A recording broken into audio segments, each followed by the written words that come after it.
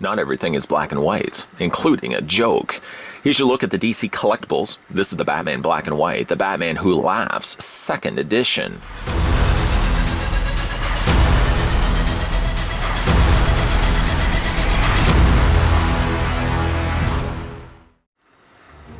Ripped from the pages of Dark Knight's Metal comes the Batman Who Laughs, a striking version of the Cape Crusader who makes nightmares shudder.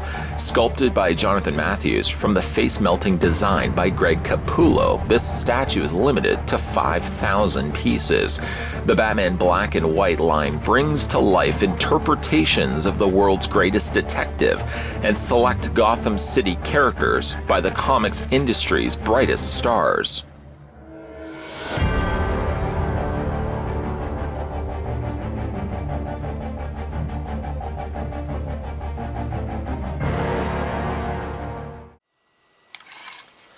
For those wishing to pick up this one for themselves, as fans of Batman Who Laughs, I certainly would say this is a great piece to be adding to your collection. You probably want to know how tall the statue stands. This is where I come into play.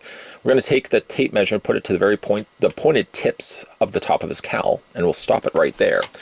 According to the readout of my trusty tape measure, the Batman Black and White, Batman Who Laughs statue, 2nd edition, not that it really matters, stands at 7.7 inches in height. And that in centimeters works out to be 19.7, so a little over 19.5 centimeters tall. In fact, for a little bit of size comparisons, one of the things I really like about the Batman Black and White statues is that they're small in stature. You get all the details that you would for the larger counterparts just in a smaller scale, and that just so happens to work out that these were about the same height as another thing that the DC Collectibles brand is putting out, the DC Essentials figures. They're not that much taller when it's all said and done. Yeah, Batman does, of course, he's a little bit taller and his legs are bent, but for a footprint size, they're really not that much taller than regular DC Collectibles figures. Carefully picking up the statue, I've already taken the liberty of assembling it. The assembly couldn't be any bit more easier, and it actually comes in 2 pieces. I'll just lift up the foot so you guys can see what I've done here. Be very careful of the chain, we'll talk about that in a second, but essentially it's just a square peg hole and then a square peg. You kind of already know how this is going to come together. I did notice, though, that unfortunately the first time that I put it in place and then removed the peg, it did remove a little bit of that paint. So you just want to be a little bit careful. In fact, it starts to crumble a little bit around that hole, so I wouldn't advise doing it too frequently. Something also you want to be careful of, too, is this chain as you feed the peg back into place. You don't want to bend that in any way and cause damage to the chain. Speaking of the chain, then you can go ahead and just feed that through that opening on the back section of this. So, sort of looks like a shirt, but you're going to be tucking it underneath there so that when you look at it from the front, it's basically just a continuation. The chain from his hand slithers its way like a snake underneath the drape of fabric and then kind of wraps its way around the front. If we tip the statue upside down, very carefully holding onto the feet on either side, you're treated to DC Collectibles with a very limited numbered release of only 5,000 copies. This one so happens to be 2029. It's very unlikely, if you pick up this one for yourself, that you're going to have the exact same number, as again, these are all unique to one another. You're also given rubberized feet. I wanted to almost say felt feet, but they're more like rubberized feet on both ends and both ends on either side here. This, of course, like every other statue that DC Collectibles releases, guarantees you that when you are putting this on a display surface, that you're not only going to be not scratching the furniture that you're putting it on, but you're not going to run the risk of scratching and damaging the undersurface of the display base that the statue's standing atop of. So getting a close-up look at some of the details when we start first with the base, and we'll work our way up. The base is oval in shape, an alternating two-tone effect, sort of mimicking something like Two-Face. You get an alternating black and white, and then white and black on both sides. Though the fabric, this draped fabric here, is in the middle section here. You can't quite make out what that shape is. You probably can. You already know by now what a bat logo looks like, and even though you don't get the front of its head points, little ears on the section here, and you don't get the bottom section, you sort of can piece the two together. It's a really neat effect having that in alternating black and white, something almost you would expect to see with Harley Quinn. As I had already talked about, there's one thing I did want to mention about the chain. The chain, as I said, you want to be careful when you do put the statue on top of its base that you just feed the chain. Well, first of all, kind of get the chain out of the way when you put the foot down, and then just sort of tuck that in that opening down below. The chain, luckily, is made of a softer plastic. I don't feel as worried about this potentially breaking.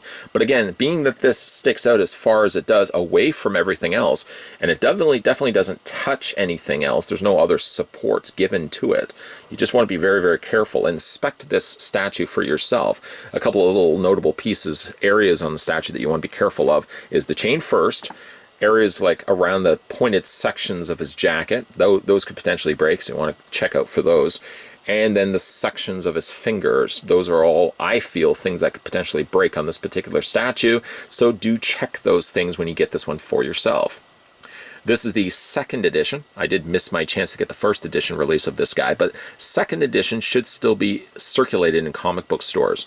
At the very least, if you can't find it, most definitely ask the person that works there whether they can order it in, and that was so happened what exactly I did. I was able to order this guy in, and a couple of weeks later, he finally showed up.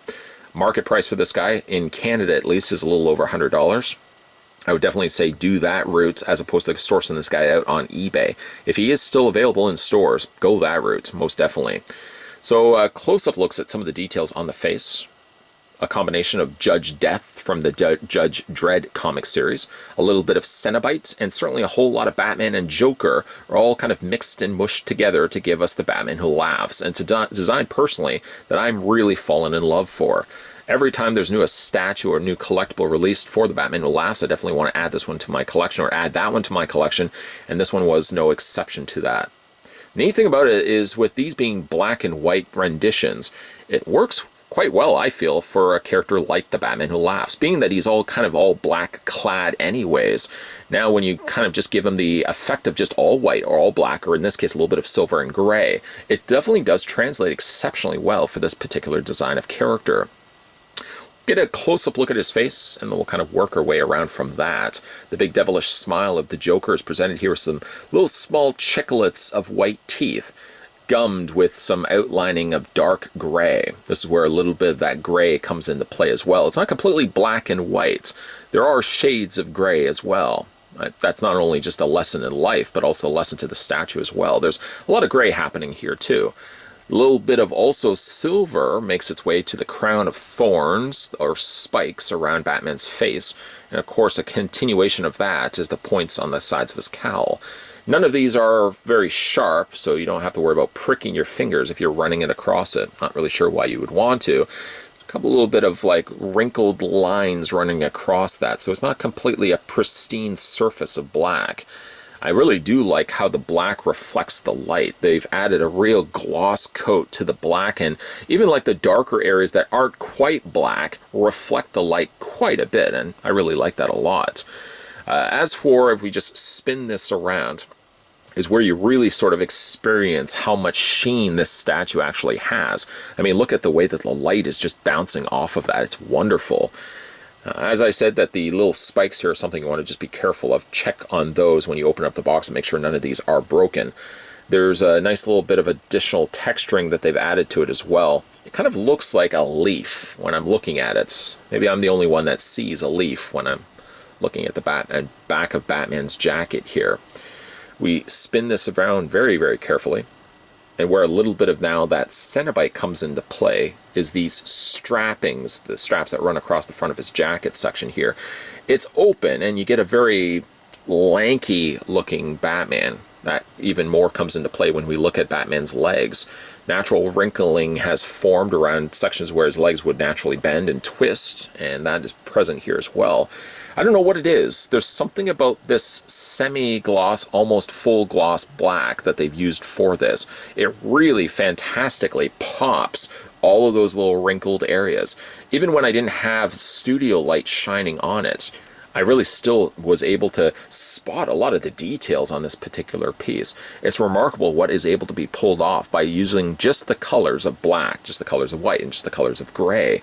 I mean, it works really, really well on this particular character.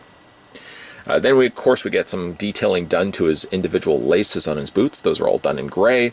The undersoles of his shoes, though you can't quite see it here, you can most definitely, if I just spin this around very carefully, there we go. You can see the detailing done to the undersoles of his shoes. I kind of like the fact that you can see these. They almost look like little spikes. They've been painted in gray Obviously, the sculpt on the statue should be its most important point. After all, that could be a make or break moment if you decide you want to pick up this for yourself. If you don't like the sculpt, you're obviously not going to want to buy it. I would score high points for Batman. He does things very, very well for its size and for the fact he's limited on his paint palette. But you know, second to that, and sometimes something we take for granted, is the pose that they've also put the statue in. After all, you could have a really great sculpted statue, but if it's in a ridiculous pose, you might likely even pass on it then as well. I think I would also score high points for the Batman Who Laughs. Yes, he doesn't have his 3 Robins. They're not anywhere to be found, not present in this release. I don't think they really were necessarily a needed release or needed part for this release. But I do really like the pose that they've got him in, a real level of energy behind this particular sculpted pose. Looking at it, and especially with the chain whip, I feel like I'm looking at a snake that's about to strike forward at his prey. Coupled that to the fact that he's got the extended arm straight forward, it really is effective when you turn it straight forward like this. Probably the way that you're likely going to be displaying the statue. You get a real nice layered effect. The foreground having the digits pointing right at you. In the background, you only get the mild indication of the chain behind you. Again, this is a very, very successful pose that they've put this piece in. I really like this piece a lot. And again, I kind of kick myself for the fact that I didn't get the first edition when it was first circulating around. When I had the idea and the option that I could still get the second edition, I ordered it through my comic book store. And I'm really, really glad that I did, because I'm really liking how this one's presented. And I'm looking forward to putting this one on display with some of my other Batman Who Laughs collectible pieces.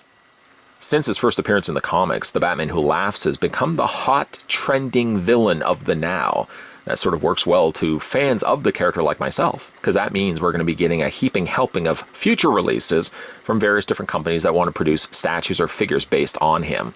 This is not a newest release by any stretch of the imagination. The fact that it's called second edition might be some indication to you that there was already a first edition that came out a long time ago that unfortunately this guy wasn't able to get at the time. Luckily, I was still able to order this one through my comic book store, the go-to store of mine.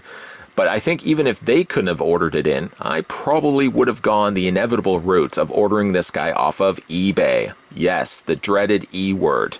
I would have paid a little bit more for him. Would have probably paid through the nose. But I still would have got this guy in my collection because looking at how good he turned out now, it's definitely something I would have been kicking myself if I didn't get a chance to actually grab this one when I could. And like I said, I just lucked out. My local comic book store still had this guy. He's a nice looking piece, and fits well, I might also say, to the Batman Black and White, which would normally be a statue line designated to the Caped Crusader from various different interpretations of various different artists that have worked on him in the comics. It seems logical that you would throw in a version of Batman that was slightly tainted by the Joker. The Batman Who Laughs seems to fit in perfectly fine with the other Batmans that have come out from this statue line. And also works perfectly as well because he's all dressed mostly in black anyways. Having that in the shinier black, you can even see how the light's just bouncing off of that. Boy, oh boy, this is a nice looking statue. If you don't have this one as part of your collection currently, you might want to add this one to your radar and hopefully be something you could still order from your local comic book store. Because if you're a big fan of Batman Who Laughs, this is definitely a piece you're going to want to add to your collection. If you do already have this guy in your collection, let me know down below in the comments section what you guys think of him. Or simply, just based on this review, what you guys think of the Batman Who Laughs. This is the second edition, not the first edition, but a second chance for guys like myself that never got a chance to give him the first go around. If you guys are new to this channel, make sure you hit that subscribe button down below and keep your peepers peeled because there's going to be a whole lot of videos coming your way. As always, thanks for watching, and I'll see you guys next time.